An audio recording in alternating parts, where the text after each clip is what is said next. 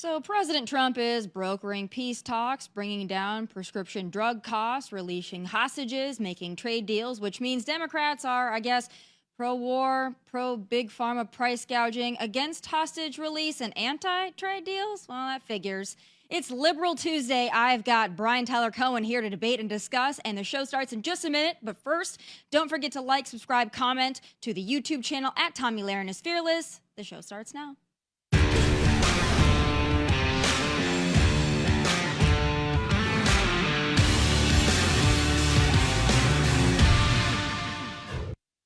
So, in a weekend, President Trump announced a trade deal with China, helped prevent an all-out war between India and Pakistan, brokered an in-person meeting between Ukraine and Russia, announced an executive order to end big pharma U.S. price gouging, managed to free the last American hostage held by Hamas, and he's also working on a deal with Iran as we speak. And what did Democrats do? Well, besides this.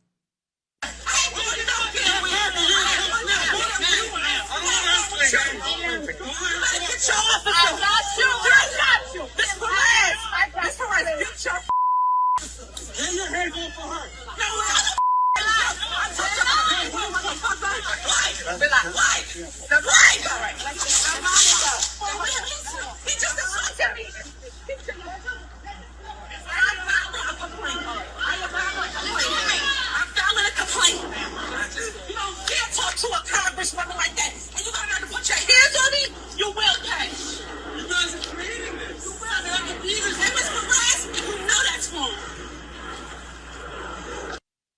Lovely. Yes, while Democrats fought ICE agents and staged an insurrection to free criminal, illegal alien, rapists, murderers, gangbangers, and terrorists, President Trump and his team worked to free an American hostage held by a terror organization. What a stark contrast, my lord. Also, I guess a stark contrast to, Joe Biden's typical weekend as president of the United States. I'd hate to be on the other side, but something tells me my guest and my frenemy, Brian Tyler Cohen, disagrees. Let's see. Joining me now is host of No Lie with Brian Tyler Cohen, Brian Tyler Cohen. All right, I'm very happy to have you. Thank you for joining me. All right. A lot to talk to you about. Now, before we get into our debate discussion, you and I have done this before. We've always had a mediator, though, and now it's kind of going to be just a one-on-one.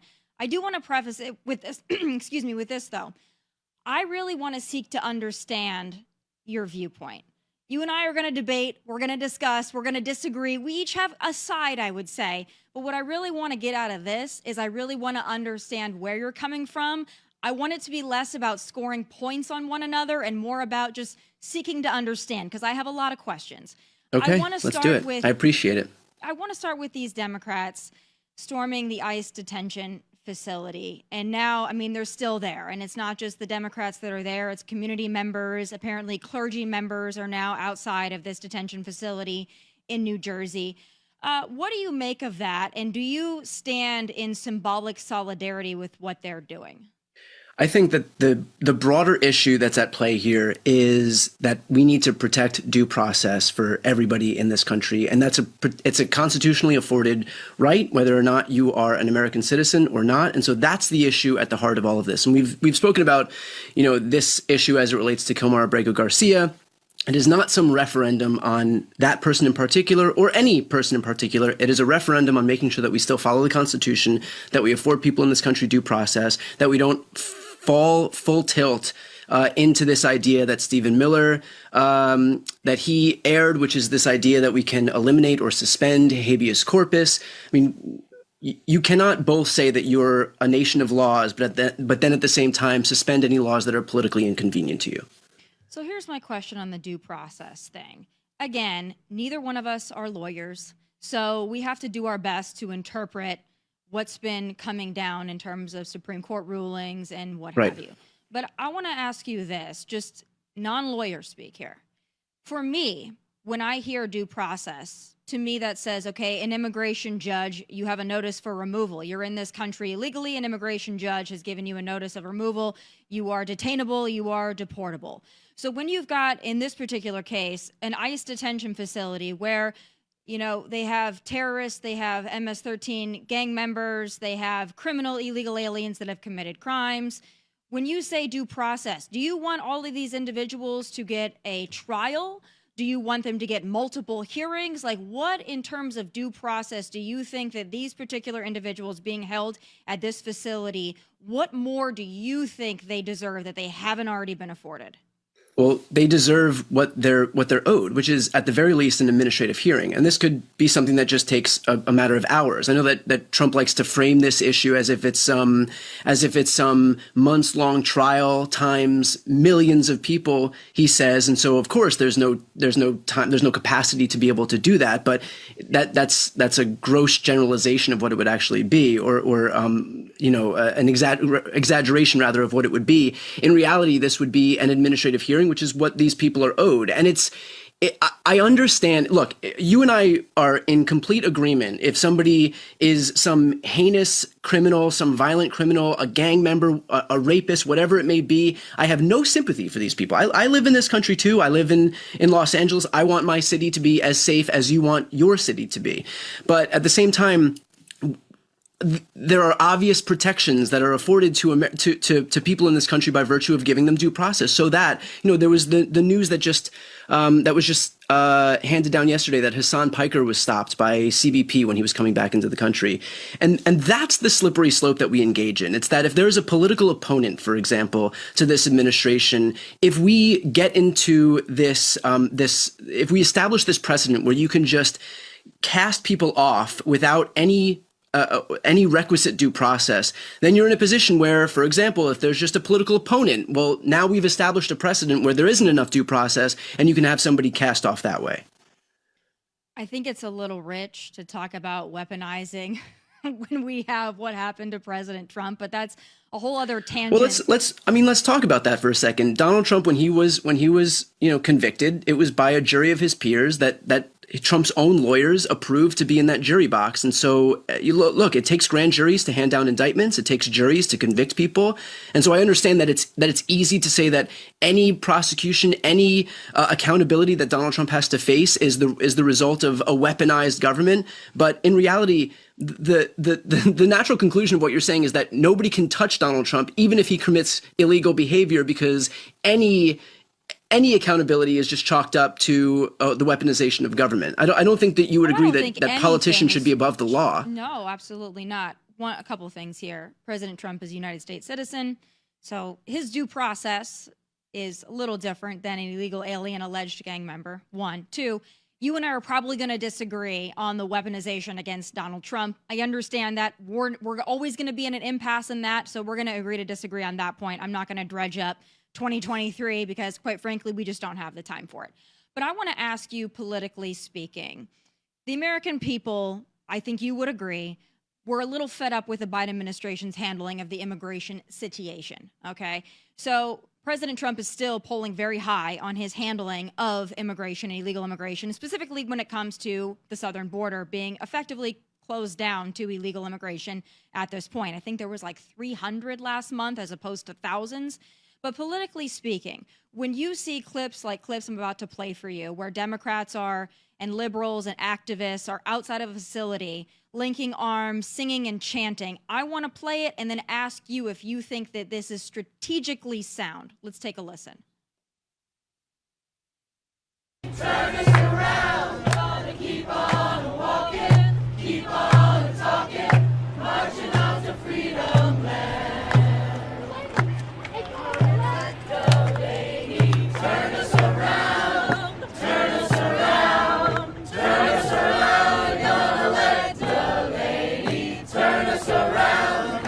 Keep on walking, keep on talking, marching up to freedom land.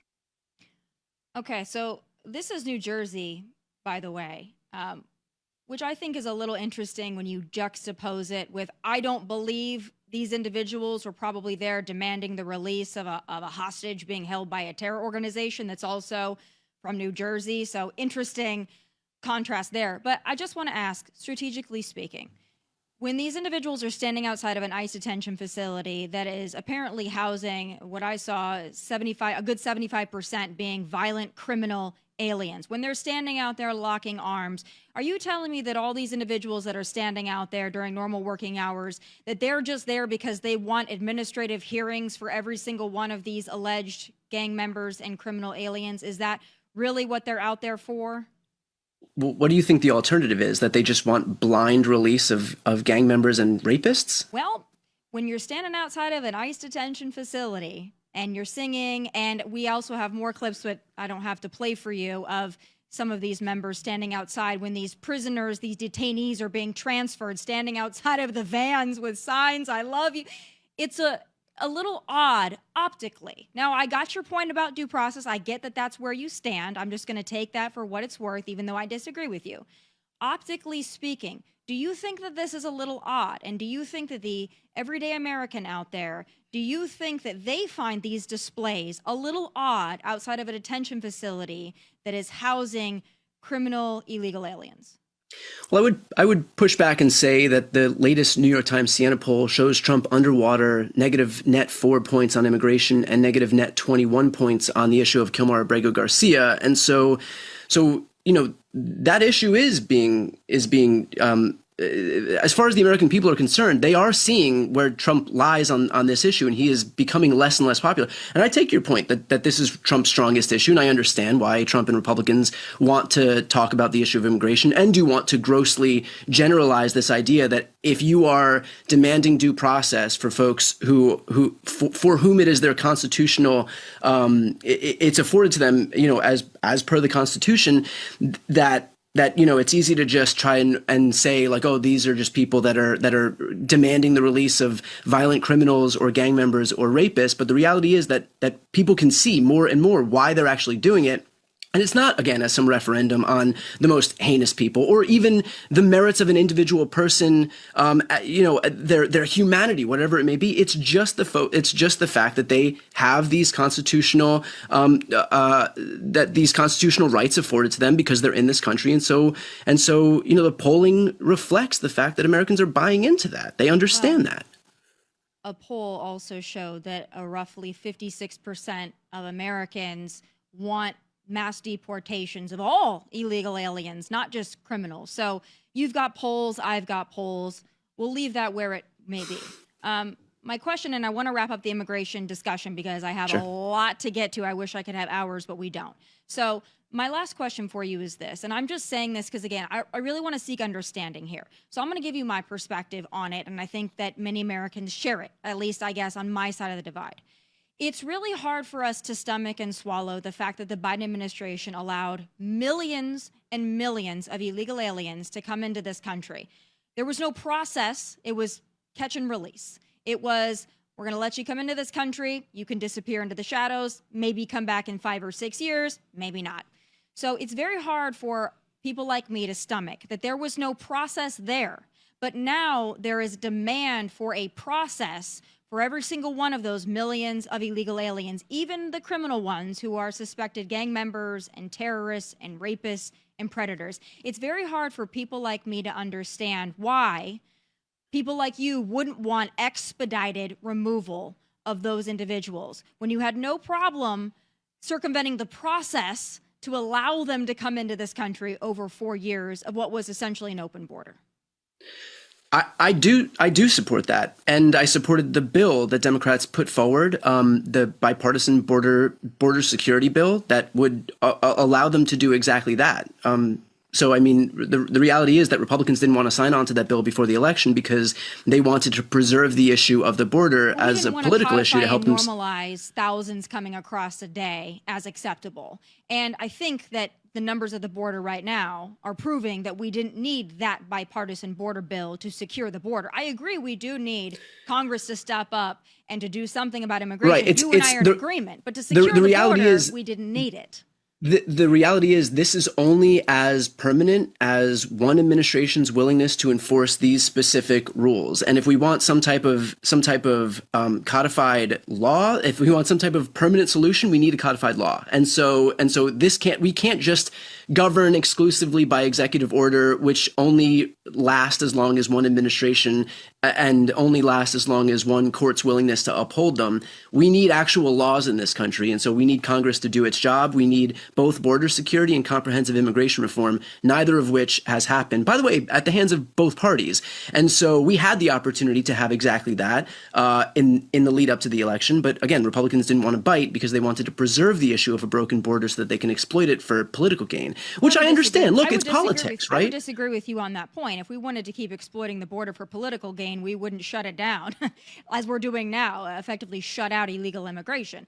Right, I understand that, but I'm saying in the lead up to an election, when you have the opportunity, just over a year before the election is going to happen, when you have the opportunity with Democrats and Republicans to work together and actually codify some legislation, didn't want to do that because I think you understand why they don't want to do that. My perspective is I didn't want a rotten border bill that did not go as far as I would have wanted it.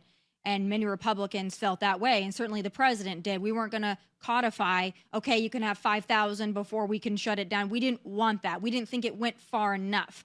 And there needs to be, you and I agree, because I don't want a Democrat to get in office in 2028, and I don't want to see 2029 that border be opened again. I agree with you. Congress needs to do something. I didn't like the bipartisan border bill. I didn't think it was a border bill. So I want to move on, though, because I have a lot to talk to you about. Let's move to this. What is your take on the amount of airtime that Representative Jasmine Crockett has been getting? Do you think that she is a positive voice for the Democratic cause and the movement? Yes, I do. I think she's very smart. I think she's very charismatic. I think she brings people into this process. She makes politics fun, and she's able to break through in this media environment in a way that a lot of Democrats, to my dismay, are not able to do. And if it's choosing between the old guard, feckless, impotent Democrat who views the parliamentarian as their biggest obstacle in government, and somebody like Jasmine Crockett who's going to go in there and fight and be a voice for a lot of people, a lot of progressives in this country, then more power to her. I'm going to play a clip of her, but I want to ask you this, because Jasmine Crockett, AOC, Ilhan Omar, Anna Presley, many of these members who get a lot of airtime and are very loud, I don't really know what their legislative priorities are. I haven't seen them. I've seen them talk a lot. And in Jasmine Crockett's specific case, I've heard her call President Trump a mofo. I've heard her call President Trump Putin's hoe. I've heard her say, when asked what she would say to Elon Musk, I've heard her drop more than one F-bomb. I've heard her call the governor of Texas, who's wheelchair-bound, Hot Wheels. And in this clip, she's seemingly dunking on your party, saying that your party will not allow a black woman. Let's take a listen to this. There's a lot of people that are like, you know what? Like, let's go find the safest white boy we can find. I mean, I'm just saying. Those are the callers that we're hearing. We're hearing people. No, for real. A white man's got to do it. We're getting those callers. For real. And to be clear, when we talk about them, I can tell you that there is one specific candidate. I had a donor on the phones with me telling me that all the donors are lining up behind that candidate. So I can tell, and I can tell you it's not a black person nor woman. So is she essentially saying that at least the donors to the Democrat Party are racist and sexist? No, I mean, look, I can't speak for any donors. I'm not a Democratic, I'm not a donor, I'm not a billionaire donor to the Democratic Party, but I think she's just relaying a very obvious worry among some folks, which is you had two women become the presidential nominees, Hillary Clinton and Kamala Harris, and both of them lost. And so there's some worry, as there is always worry in the Democratic Party, about the issue of electability. I think her bringing it up is not offering anything other than just being honest about the state of what some folks are clearly saying, which is, again, this issue of electability has been omnipresent in Democratic politics since I've been around. Do you think that Hillary Clinton and Kamala Harris lost because they're women? I don't know. Do I think that some people out there didn't vote for them because they're women? Sure. I mean, there have been interviews with folks on the street saying that that they don't think women should be president, that they think that it's a man's job. Do I think that it's solely that issue? No, absolutely not. I think that this last election was a referendum on the economic environment. It was a referendum on how Republicans and right-wing folks have a massive advantage in the media that the left doesn't have. And so I think it's a lot of things, but I think it's overly reductive to just say. I have to step in just a little bit here. Go ahead. Are you really trying to tell me that it's the right wing that has a grasp on the mainstream media, that it's the left or the liberal perspective or the Democrat perspective that's marginalized in the media landscape? Do you really believe that? That has an advantage in the media? Absolutely. Most people aren't getting their news from legacy media. Most people are not getting their news from CBS and CNN and ABC and NBC. Most people get their news online. Republicans have an advantage, or right-wing commentators, right-wing influencers, right-wing content creators have an advantage on every single platform other than TikTok. And I'm sure that TikTok disparity will disappear within the coming year. But Republicans have a. Why do you think that is? Why do you think that so-called right-wing commentators, why do you think that we have an advantage? Because there certainly aren't people lining up to give us an advantage. If anything, we were lined up to be canceled just a few years back. I don't know. I can't speak to like who's canceling the right wing media more broadly. But look, I'll give you a personal example. I'll give you a personal example. So I was personally censored by Facebook at the directive of the Biden White House and their digital director over my comments on the COVID vaccine, simply saying that I wouldn't be getting the COVID vaccine. So I was personally targeted for censorship by Facebook for that, and I have well documented. And so my retort to that would be that my account's growth on Twitter stopped the day that Elon took over, and I used to get tens of thousands of new followers per month. And I've been at the same exact mark within 500 subscribers on Twitter since the day that Elon took over. And so, it's easy to. It goes both ways. If you find a file that says that the Trump administration was pressuring Elon Musk to censor you, then I would love to have that conversation because I'd stand up for you. But I have documentation that the Biden White House wanted to censor me. And that's just not, well, I don't know, my numbers are dipping. No, it's like in writing to adjust the algorithm to see less of me and Tucker Carlson and Daily Wire. I mean, I have it. So when I say I don't believe that the right wing influencers have an advantage, I'm pointing to very specific arguments. I mean, quantitatively, they do. The numbers are all bigger. I'm happy to, I don't have them just better at it. At hand. I mean, it's well funded. That's the difference. Is you have right-wing donors.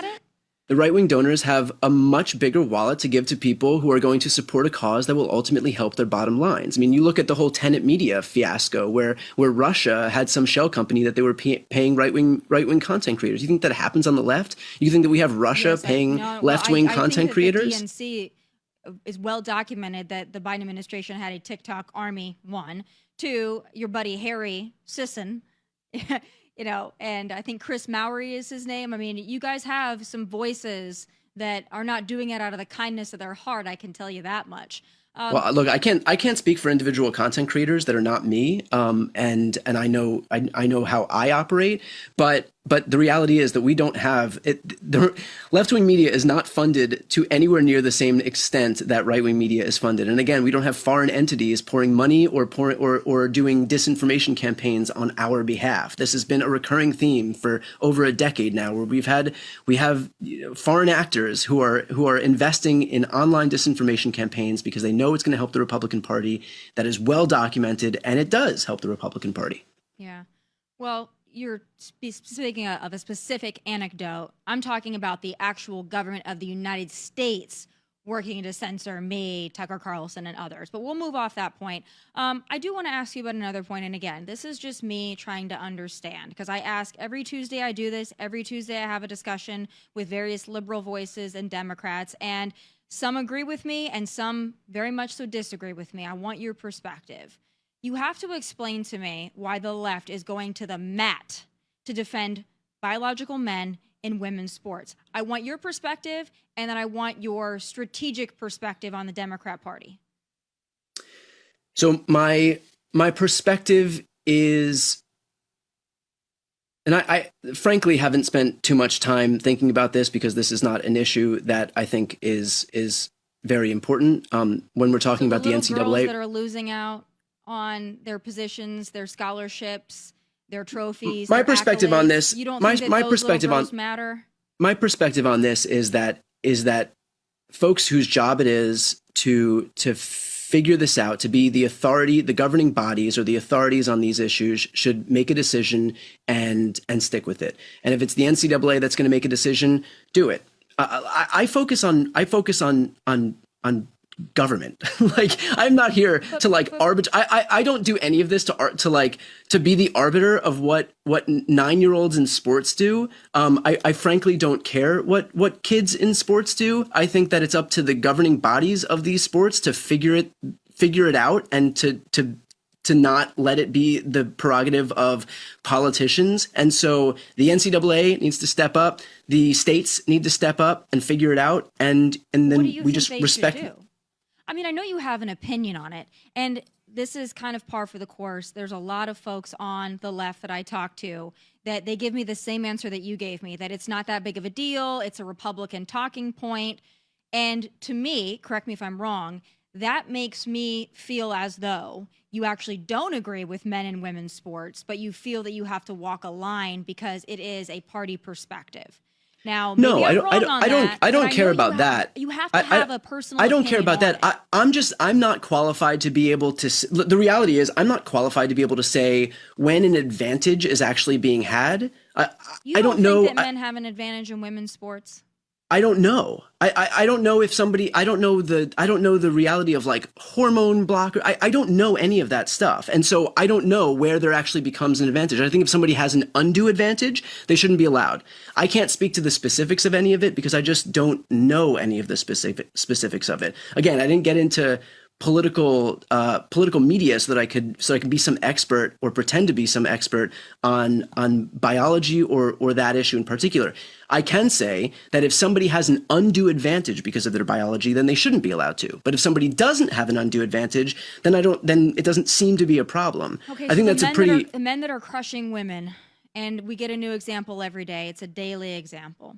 So these men that are crushing the women, like the Leah Thomas example, when you go from number 400 as a male swimmer to number 1 or 2 as a female swimmer, that's a clear advantage there because you're 400 as a man, number 1 or 2 as a woman. Do you think in those very well documented instances, would you be willing to admit that those biological men should not be competing against the women that they are dominating?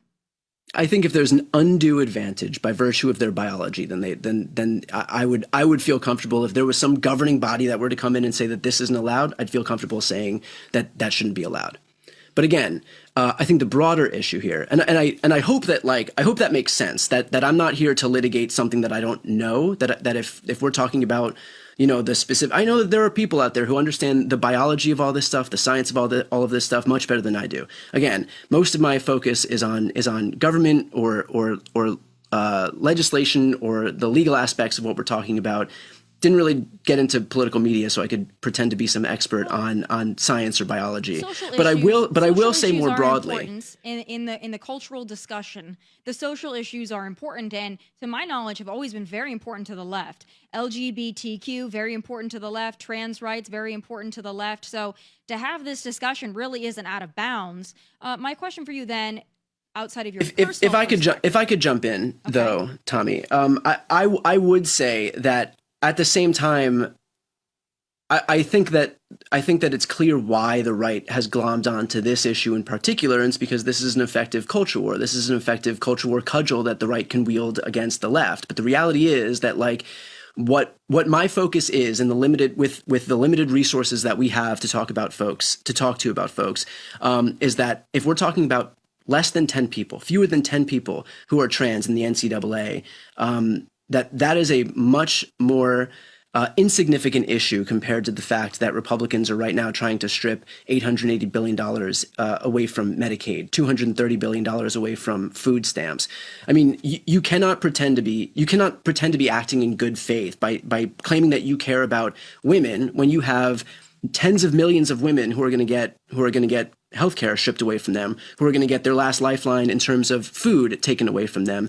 And when we only have so much of an ability to actually communicate with people, what is a more important issue that's going to impact Americans? Is it that 8 people in the NCAA are contending with some issue of trans athletes swimming in some swimming event? Or is it the fact that we're going to have tens of millions of people who are going to have their healthcare gutted, who are going to have their ability to eat gutted, and their ability to, the ability for little kids with the Children's Health Insurance Program not to be able to get healthcare in this country because that was stripped away? So, well, I disagree with you on those points, but I do want to just to wrap up this discussion. We didn't make this a thing. And when I say we, I mean Republicans. Yeah, you didn't make this a thing. Republicans have poured $250 million into this one issue at the end of 2024. We didn't force you to take the other side of it. We didn't say, you know what, let's get the left to put biological men in women's sports so we can use it as an issue.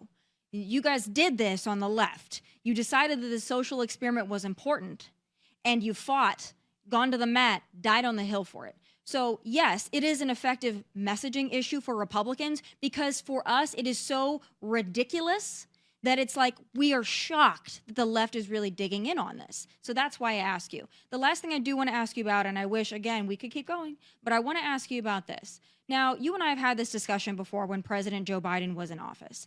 And we've had this discussion with our good friend Alex on Fox LA.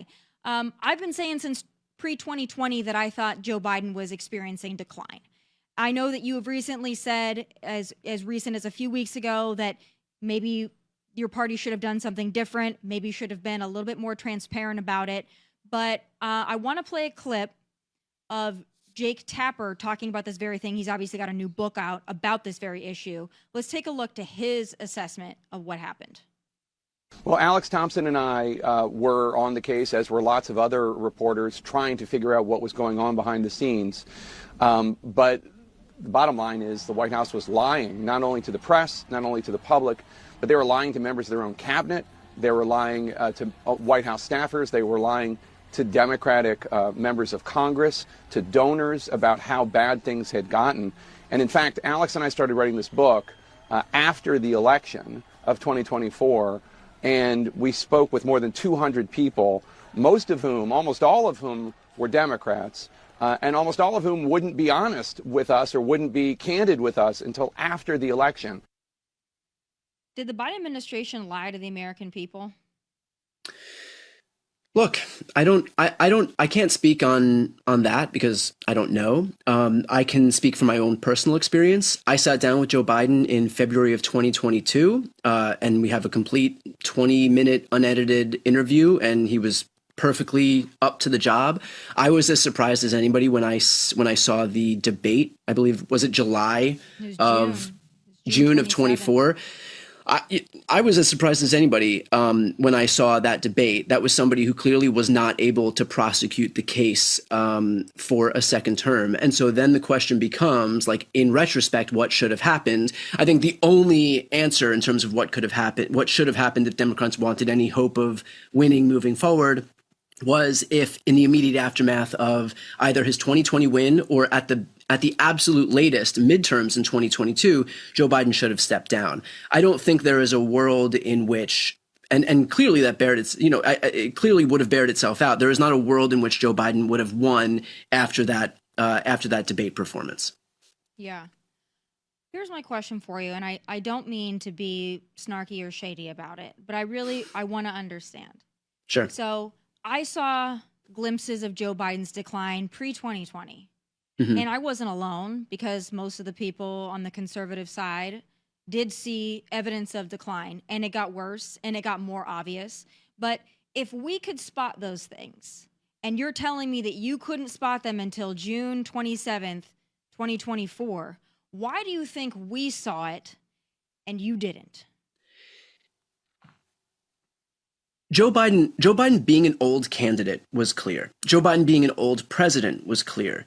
There's a difference between him being old and that impacting his ability to preside over the country. Remember, Joe Biden left office having added 14 million jobs, a record high stock market. The unemployment rate was the lowest in 50 years, all of which Donald Trump has completely upended. So there was clearly no issue with his ability to preside over this country, to make sure that we had the strongest economy in the world, to make sure that we had the strongest COVID recovery in the world, notwithstanding the fact that there was this global phenomenon of inflation. But his age did not impact his ability to do that. His age did impact his ability to prosecute the case. And if you have an election cycle where a lot of it is based on your ability to be able to sell yourself to the American people, he couldn't do that. And so that was clear. But I think when you're watching somebody preside over a strong economy, when you're watching somebody preside over a strong economic recovery, but you told me that the reason that Donald Trump won was because of the economy. So I know you're going to tell me that all the jobs and everything was wonderful under Joe, and it's not me saying it. The American people would disagree with you. And they also would say that Kamala Harris was not the answer. But my question is this, and this is where I want to leave it. And it's really not to get you to defend the Biden administration. I just really want to know your perspective. Do you really think on all those, what you see as accomplishments, do you think that Joe Biden was really the one calling all those shots? Do you think that there's a possibility, given his, in my opinion, obvious decline, that perhaps somebody else was doing the directing behind the scenes?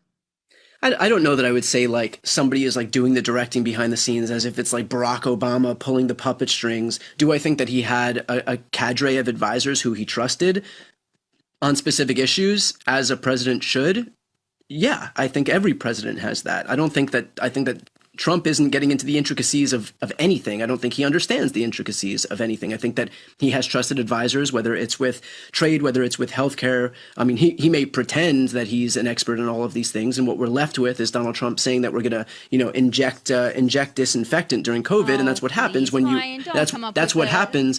That's what happens when you. Deep fakes here. That is what happens when you pretend you're an expert on something that you're not. But notwithstanding, do I think that Joe Biden had trusted advisors? Of course I do. I think every president has trusted advisors. Nobody thinks that the president of the United States is some expert at the top of their field on every single issue. To the extent of his decline, which was obvious and apparent to now apparently to many folks, the fact that perhaps he wasn't the one calling all the shots. I think we're going to get more books that tell us and paint a very different perspective. Some of those closest to him saying that, he thought he presided over NATO, not the U.S. I mean, the books are going to tell themselves, right? I'm not totally. And hey, it's their prerogative to be able to tell that story. And like you said, I'm not here to defend Joe Biden. I'm not here to defend any politician. I have a political ideology and a political agenda that I want to see carried out in this country. I don't think that presidents are kings. I don't think that politicians are deities. And so I view any politician as expendable. I'm not going to throw my weight behind some politician. I'm not going to enter into some cult like a lot of people do with Donald Trump. I have a worldview that I believe in, and I have a political ideology that I want to see enacted in this country, and that's it. So I'm not here to defend Joe Biden, but I also I can't say one way or the other if somebody was doing in the West Wing of the White House as it relates to Joe Biden. I can say what I saw as an American, and that is somebody who was able to preside effectively, not just over the economy, but also to get bills signed in this country that I think are overall helped the economy and the country more broadly. I think the Inflation Reduction Act and the Chips and Sciences Act are responsible for the biggest boom in American manufacturing in modern American history. I think that the PACT Act made sure that veterans got health care. I think the infrastructure law speaks for itself. It was the first, big boom in infrastructure that we've had since I could remember, and something that became a punchline during Trump's administration. So we can go on and on about the legislation. We can go on about the jobs that were added. We can go on about what the stock market looked like. But that's in terms of what Joe Biden was able to accomplish, his accomplishments speak for themselves. Okay. Well, I know that that's the official kind of party line on that. In closing, and I know eventually I'm going to be on your show, and I hope you'll ask me the same question. Is there anything that President Trump has done thus far in this 120 odd days or whatever it is now? Is there anything that he's done that you celebrate or that you can give credit for? I think, look, I focus a lot on media, And I think that Trump has been really effective at bolstering right-wing media in a way that I wish that the left more broadly did. I think that he has been responsible for validating and legitimizing a lot of right-wing content creators in a way that Democrats just don't do for the left. And it helps bolster the right-wing media ecosystem, which in turn helps him. And it's this virtuous cycle on the right that we've seen play itself out. It's been a heavier lift on the left because we view our message distribution system as legacy media. We view it as the CNNs and the New York Times and the Washington Post. And so we also know that those outlets are going to be perfectly content to do both sidesism, to equivocate between both sides. And so there is a massive asymmetry in our media ecosystem. And I think that if the Democrats took a page out of Trump's playbook and actually started legitimizing progressive or left-wing content creators, that asymmetry would kind of dissipate. But I think he's been really effective at that. I think he had a lot of foresight in recognizing how the media environment was shifting. And I think Democrats have been especially slow to that. Yeah. Well, Kamala did do the Color Daddy podcast, so there we I go. mean, that if anybody, and I know that you're saying that tongue in cheek, but the reality is that if anybody thinks doing one episode of Call Her Daddy is going to be enough to achieve parity between right and left wing media, I think you're kidding yourself. So look, I do think that Democrats have a lot to learn in terms of embracing independent media and content creators in an environment where most of their people are getting their news online and not just focusing on okay, the only way that our message could be legit is if it's under the glossy veneer of some legacy media outlet. All right. Well, I always appreciate our conversations. I'm hearkening back to a long time ago, but I believe you're also an advocate for animal rescue. Is that correct? Yes. Okay. Yes. So you and I have that in common. Anybody who will adopt, rescue a dog, cat, pet is okay in my book. I really appreciate the conversation. Like I said, I want to understand the perspective. I hope that you enjoyed our conversation, and I really do hope we can continue it on your podcast, again on my show, on Fox LA, wherever that may be. I really do appreciate you coming on, and I do hope to talk to you soon. Thanks, Tomi. Appreciate it. Thanks so much. All right, folks, we finally found a group of people the left does not want to welcome into the USA, white South African farmers. It's time for final thoughts.